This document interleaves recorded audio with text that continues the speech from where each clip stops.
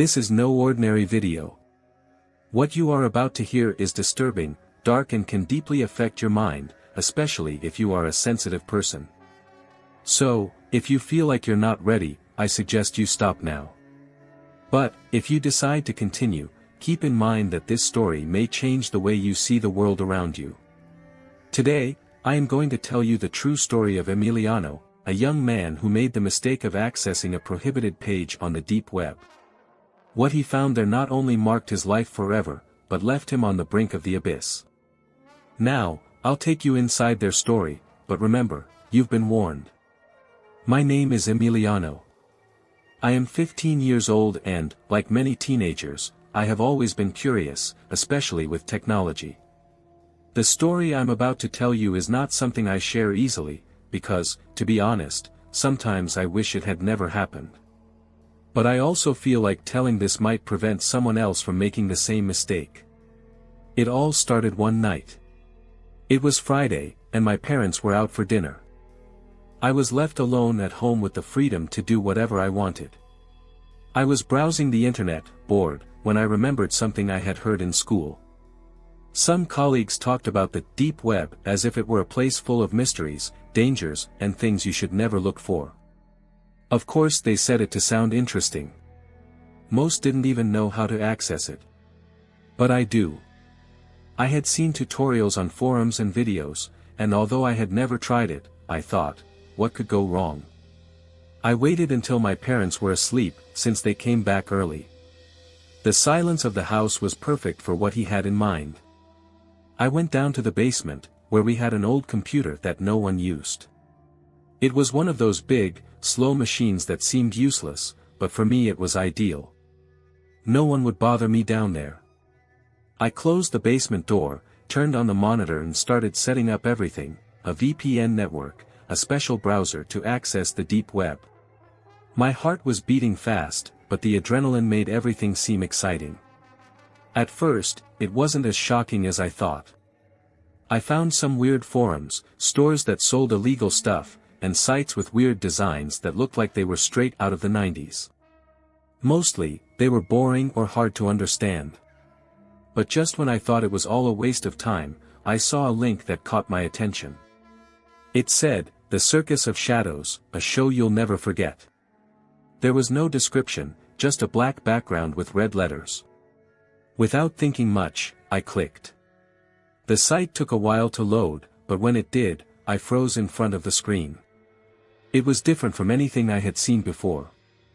The site was decorated like an old-fashioned circus, red curtains, flashing lights, and background music that sounded distorted, like a carousel out of control. In the center of the page was a message, "Welcome to the Circus of Shadows.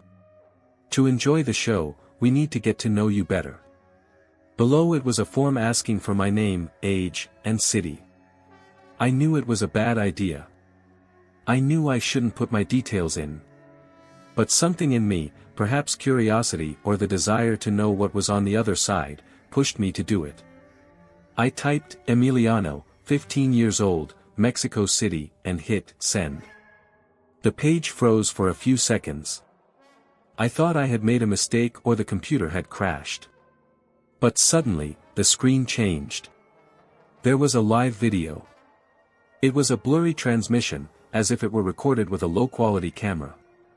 At first, I didn't understand what I was seeing. It looked like a dark room, lit by a single light bulb. Then I saw him, a man dressed as a clown, with a messy red wig and grotesque makeup. His painted smile was too big and crooked, and the eyes were the most disturbing thing. They were cold, empty, as if there was no humanity in them. The clown was standing in front of a person tied to a chair. The victim was wearing a blindfold and was shaking. I couldn't hear what they were saying, but soon the scene became much darker. The clown took out a long knife and started playing with it, making exaggerated gestures as if he were in a show. But it wasn't a show. When the knife cut into the victim's skin, I slammed the screen off. I stood still, breathing hard. What did I just see? I asked myself. I tried to convince myself that it was fake, a setup, but something inside told me that it wasn't. I decided to turn off the computer and forget everything. But it wouldn't be that easy. That night, while I was trying to sleep, I heard something. At first, I thought it was my imagination. But then it became clearer, a laugh. It was coming from outside, like someone was standing in front of my window. I didn't dare look. I covered myself with the covers and prayed that it was a dream. The next day, I found something on my doorstep. It was a red balloon with a note that said, "The show is just beginning, Emiliano." My heart stopped. They knew where he lived. I ran to my parents and told them everything. At first they didn't believe me, but when they saw the balloon and the note, they decided to call the police. During the investigation, they discovered that the site was linked to a network of criminals who kidnapped people, recorded their torture and murders, and uploaded them to the deep web for clients around the world. Police traced the site's server to an abandoned warehouse on the outskirts of town. When they arrived, they found several victims tied up and the clown preparing his next broadcast. He was arrested, but most disturbing was what they found on his computer, a list of names. My name was on it. Although the clown was captured, the site disappeared from the deep web. No one knows who else was behind all this, but what I do know is that I will never go near that side of the internet again. And neither should you. But this story doesn't end here. Days after the arrest, I started receiving strange messages in my email, messages that seemed to come from the clown himself, despite being in prison. They said things like, "You thought the circus was over, but the show is just beginning." At first I thought it was a joke, that someone was trying to scare me.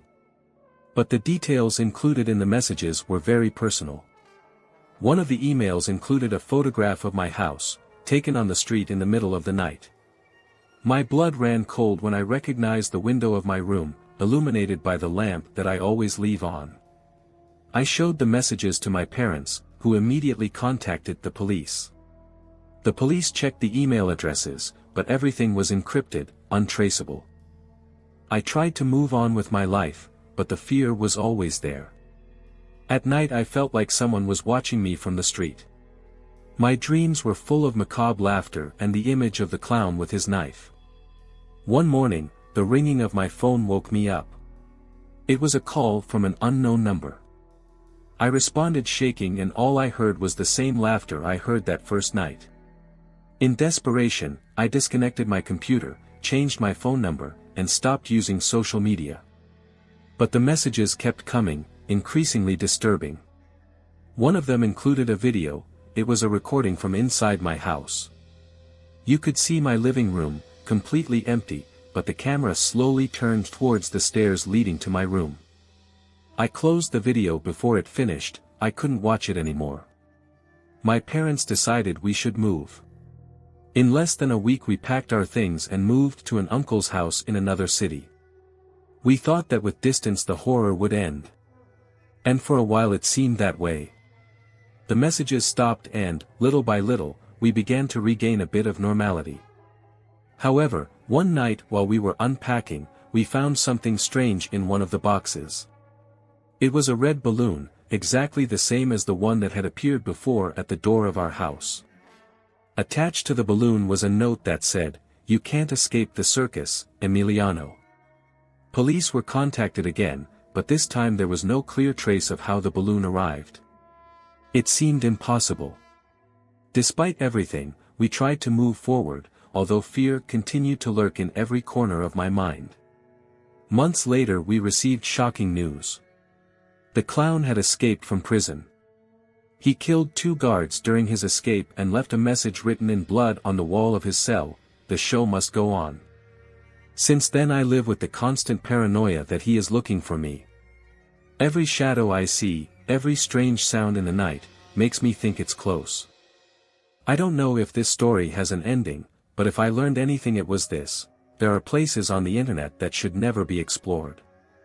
And if you find something called the Circus of Shadows, please, for your sake, don't enter. And so we come to the end of this story, a story that not only shows us the horrors hidden on the internet, but also the dangers of letting curiosity take us too far. Emiliano was just a boy who made a decision without imagining the consequences, but his experience serves as a warning for all of us. The deep web is a place that keeps humanity's darkest secrets. Many think it is just a myth, but for those who venture down those paths, reality can be much worse than any horror story. You may think you're safe behind a screen, but the truth is, we don't always know what we're opening, and sometimes the simple act of clicking can change everything. I hope this story makes you reflect on the limits of curiosity and the dangers of the unknown. If you made it this far, thank you for watching this video. And remember, not every mystery needs to be solved, and not every door needs to be opened. Take care of your safety, your real world, and think twice before exploring places that should remain in the shadows.